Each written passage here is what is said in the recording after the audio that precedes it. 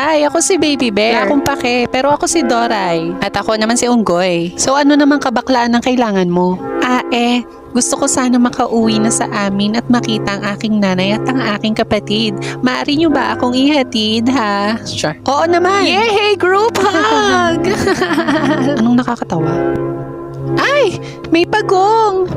Mukhang hindi sila makaalis kasi hindi niya magising yung anak niyang tatanga-tanga. Tulungan natin gisingin ang kanyang anak. Isigaw natin na malakas. Gising pagong! Di ba sabi ko laksan nyo, isa patang ina nyo, gising pagong! Ayan, nagising na ang puta. Tara na!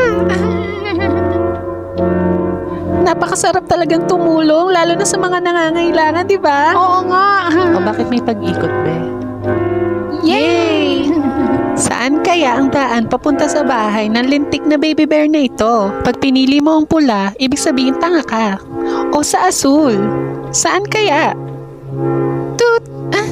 Tama! Sa asul! Tara na, ihatid na natin ang mukhang unggoy na bear na ito. Oo nga, mas mukha pa siyang unggoy kesa sa akin. Ganon. Tara na. Mama! Mama! Andito na ako! Anak!